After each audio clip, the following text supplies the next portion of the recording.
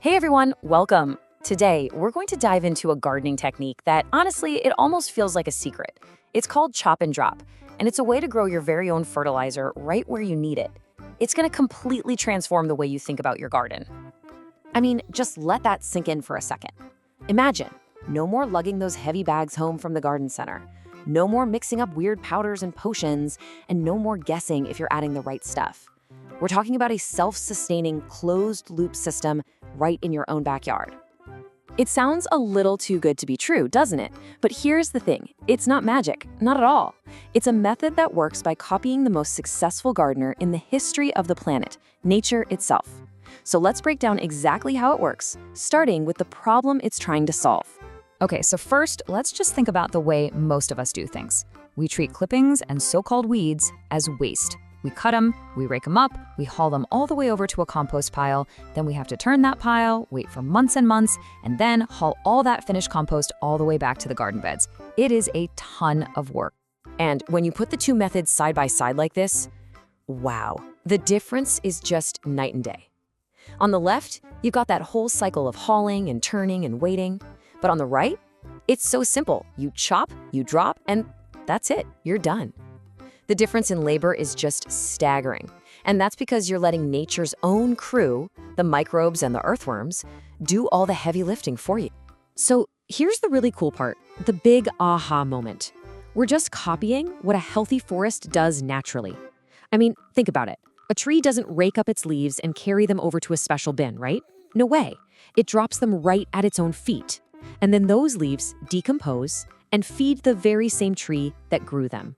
It's a perfect, efficient, and completely work-free system. So here's the core idea in a nutshell. You intentionally plant these special support plants right next to your main crops, your fruit trees, your veggie beds. And these aren't just random weeds. They are specifically chosen because they are amazing at gathering up nutrients. They literally become your personal on-site fertilizer factories. Now, while a whole bunch of plants can work for this, there is one that is an absolute legend in the permaculture world, and that is Russian Comfrey. To be super specific, it's the Bocking 14 cultivar, which is just a fancy way of saying it's a type that doesn't spread by seed, which is a huge deal, and it's considered the absolute gold standard for this method in temperate climate. So why is it such a superstar? Well, it all starts with this one kind of mind-blowing number, 2 meters. That is over 6 feet. Comfrey sends this incredibly powerful taproot deep, deep down into the subsoil, and it starts mining for minerals like potassium and calcium that your other shallow-rooted plants could never, ever reach. It's literally bringing buried treasure up to the surface for you. Comfrey basically has these 3 incredible superpowers. First, you've got that deep taproot, which makes it what we call a dynamic accumulator. It's pulling all that mineral wealth up into its leaves. Second, it produces a crazy amount of biomass. I mean, you can chop this plant down 4, 5, even 6 times a year. And third, those leaves have a fantastic nutrient ratio. They're super rich in nitrogen and potassium, which is the perfect meal for any plants that you want to produce flowers and fruit. Okay, so if you're in a cooler climate right now, you're probably getting ready to go out and plant comfrey everywhere. And you should. But, and this is a really big but, for so many of our viewers here in hot, humid climates like Southeast Asia, we need to have a little reality check. And here's the simple truth. Russian comfrey, it just wasn't built for the intense, sticky heat and humidity you get in a place like Bangkok. During the rainy season, the roots can rot, and when the heat gets really extreme, the plant just kind of gives up. It doesn't thrive here.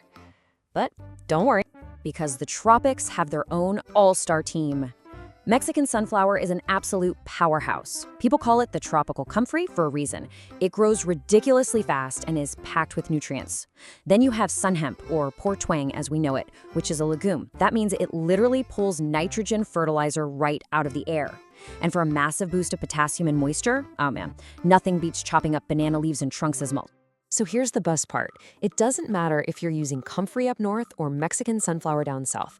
The method itself, it's beautifully simple and it's exactly the same. So let's walk through the exact steps to put this into action in your own garden right now. It's really just 3 easy steps. First up, timing. This is super important. You want to chop the plant right before it starts to flower, because that's when the leaves are packed with the most nutrients. Second, the chop. Use whatever you've got, clippers, a machete, and cut it down, leaving just a few inches so it can bounce right back. And third, the drop. And seriously, don't be shy here. Lay those cuttings on thick, a good 4 to 6 inches. It looks like a lot, but it'll shrink down as it dries. Okay, now this. This is probably the most important practical tip I can give you. You have to always follow the donut rule. Never, ever pile that fresh, wet mulch right up against the stem of your tree or your vegetable plant.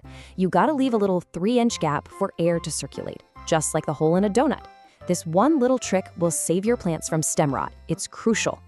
You know, when you get right down to it, this whole technique is about so much more than just making mulch. It's a fundamental shift in how you see your entire garden ecosystem. Plants you might have once looked at as weeds are no longer a problem you have to solve. They become your greatest asset. They're your personal on-site fertilizer factories, working for you 24/7. And that really brings us to the core takeaway of all this. It's this incredibly empowering idea that puts you back in the driver's seat of your garden's fertility. It saves you money, it dramatically reduces your workload, and you are literally closing the nutrient loop. So the only question left is, which one are you gonna grow? Are you a Comfrey person, a Mexican sunflower champion, or maybe you'll go with Sunn Hemp? Think about your garden, think about your climate, and what you wanna grow. What nutrient powerhouse will you be planting this season?